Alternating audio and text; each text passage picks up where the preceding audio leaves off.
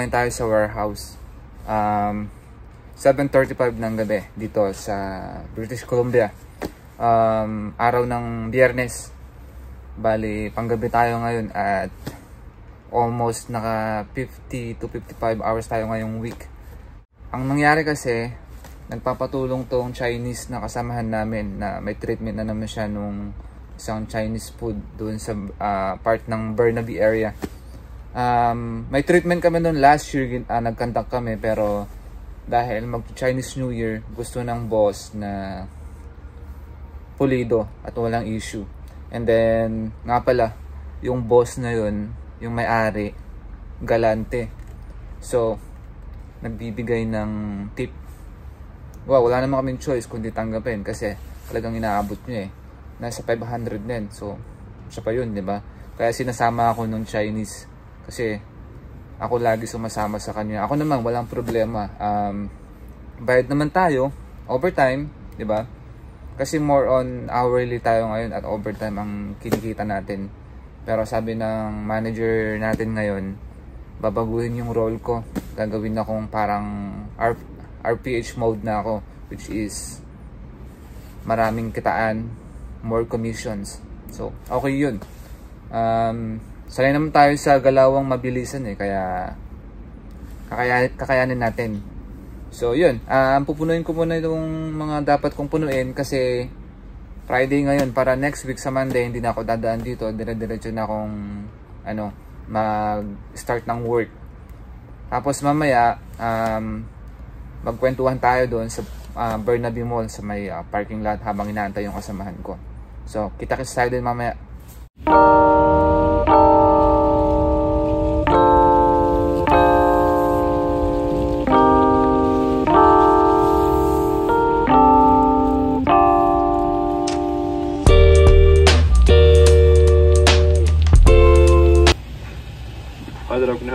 Hi, can I get one medium size coffee, double? Medium double, and else? No, just the coffee. Better than please. Okay. Bumili muna tayo ng coffee kasi hindi buong araw natin pagka hindi tayo nag-coffee. Kasi mahilig tayo sa kape. So, bali ang biyahe natin mga 30 minutes papuntang Burnaby. Kaya doon na lang tayo magkita at magkwentuhan muna habang nag-aantay sa kasamahan ko doon.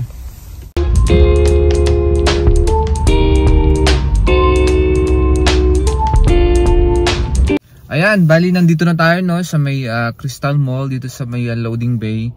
Last year dito kami nag-park eh. Bali wala pa yung kasama ko, maaga ako. Bali gagawin ko, mag-send ako ng emails and then mag-schedule ng mga routes ko for this month. Kasi hindi pa ako gumagawa eh. So habang nag-aantay tayo parang hindi sayang. Pero bayad naman po tayo. Yun, yun nga, ma-share ko lang ha. Hindi naman sa may gusto akong sabihin or naninira sa lugar na to. Kasi nakailang visit na ako dito sa mga account dito na sinervisan ko. Most mga Asian may problema sa ipis. Kasi dati nung hindi ako nag-work sa Ecolab, hindi ko talaga alam. Basta kain lang kami ng kain kung saang makita namin na restaurant.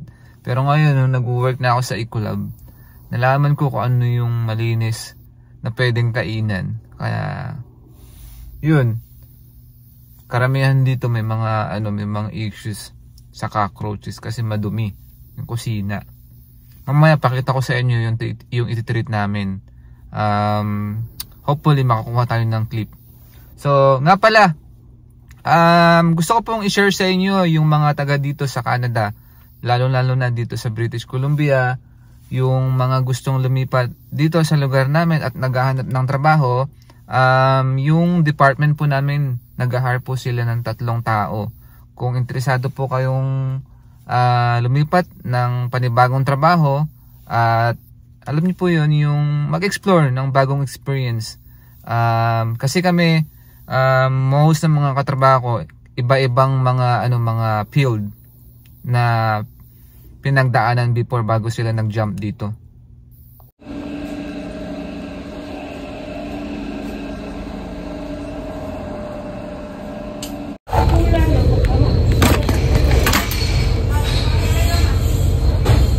So yun, yung ginagawa natin ngayon, papalitan tong glue board nya para pag nag-start tayo at mayari yung treatment natin at babalikan, makikita natin kung meron pang naiwan or okay yung treatment. So ito yung pangalawang traps na chinek natin. Yan, diba? Dami, diba? Ang dami laman. Shit, kakagigil. Ayan. Kailangan natin tanggalin yan.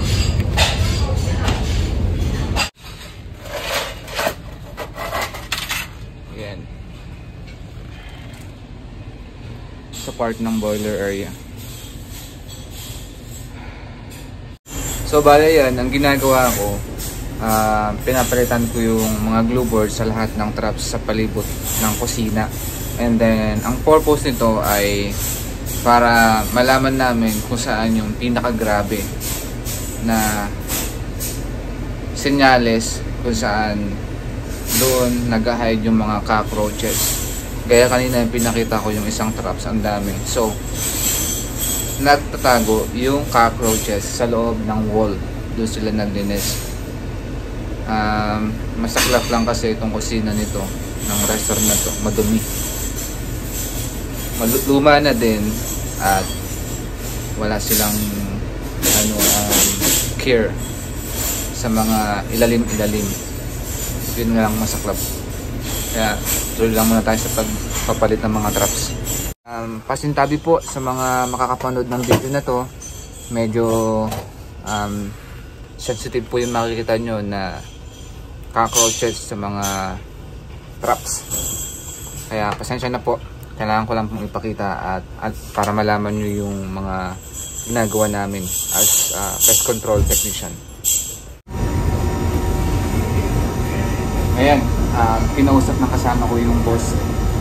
Mukhang bibigyan ulit tayo ng ayuda katulad dati. Malaking tulong din yun. Tanggal tayo ng jacket para hindi nagbuwad ng ipis. Di pa sila totally close sa kusina, pero pwede na kami spray sa likod para na sayang yung oras. Ang gagawin natin, magsusot tayo nito, yung suit, para hindi tayo mapasukan ng mga ipis sa mga bulsa-bulsa, sapatos. Meron tayong bata sa bahay.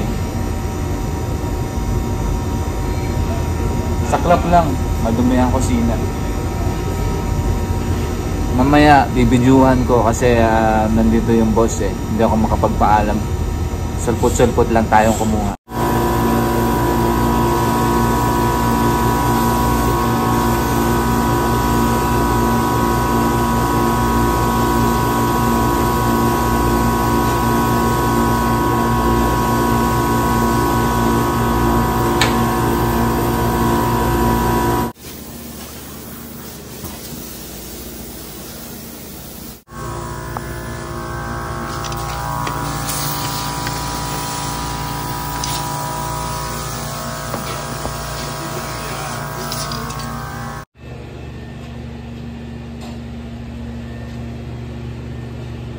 Bali yun, after ng pag-smoke natin, nalaglag sila.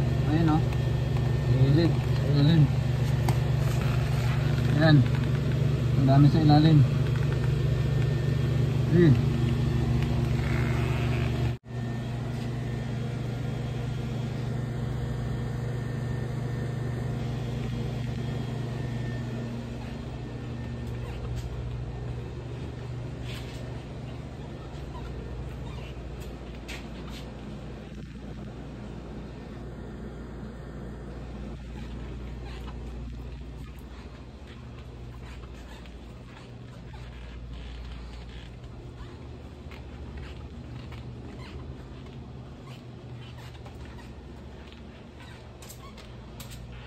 Oh wow, look at that. This is a grass.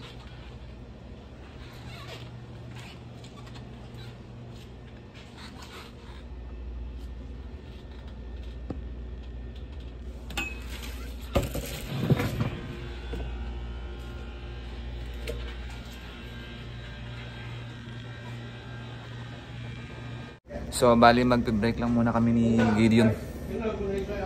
Parang kalahati lang pa yung natatapos namin. Maluwang yung kusina. Yun. Gideon, I have a question. So, when you jump in Ecolab, what is your work before?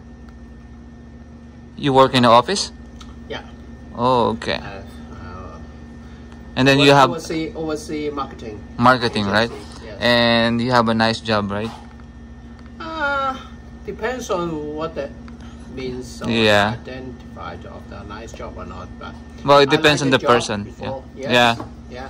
That's why you jump here. You want to explore more experience. I don't know because Me too. I want to explore. try something new and some difference. You're right. Yeah. No boss, right? No boss. Oh yeah. I can control my time, but Yeah. higher pressure. High pressure. Yeah. It depends on your role, right? Yeah. If you're hourly or RPH. Yeah. Yeah. So.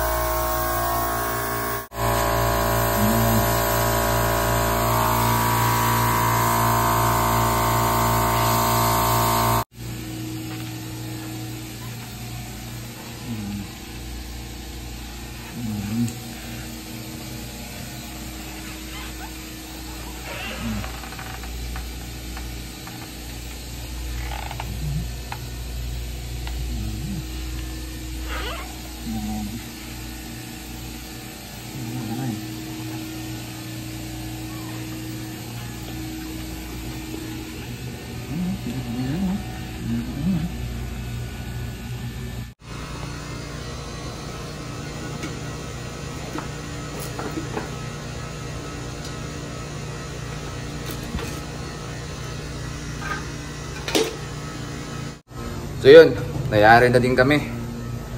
3 oras din. Sa tingin ko, mga 3 treatment to. Kasi sabi nyo 2 lang eh. Marami pang mga medyo naiwan sa silin. Kita ko kasi gumagapang sila sa silin. Pero inisprehan ko naman na iba. Ganyan ang trabaho namin. Pag treatment, medyo mahirap-hirap. Pero kaya naman. Kaya yan, ganyan yung mga magiging sitwasyon kapag hindi nyo inaalagaan yung kusina, madumi, nagkalat ang mga ipis. Kaya linisan nyo yung mga kusina nyo, i-maintain yung malinis. Ito, nag-request siya na mag-treatment, magkano din yun, mahal. Mga 1,800, ganun, pag 3 shot. Pero mabait, bibigay ng tip yan. Nung nakaraan din kami ng 500. Hati kami ng kasama ko. Kaya yun, nagpa-pack out lang kami at tapos konting pahinga at uuwi na.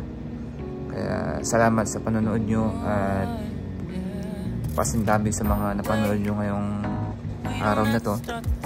Kailangan ko ipakita kung ano yung ginagawa ko Maingat kayo parati sa mga ginagawa natin. Lalo na kung ano man yung mga trabaho ngayon. Mahirap man o madali. Kaya natin yan. Para saan ay malalagpasan natin.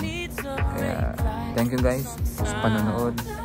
At walang sawang pagsubaybay kahit na medyo walang ganon thrill yung video natin. Pero thank you pa rin. At sa mga hindi pa nakakapag-subscribe, paki-subscribe naman po yan para ma-monitor kayo sa mga ganap namin dito sa Canada, yung pamumuhay namin, kung paano namin kitain yung dolyar dito. Kaya keep safe and paalam. Wait, we don't have to start the day yet. I just wanna stay, even if we run late.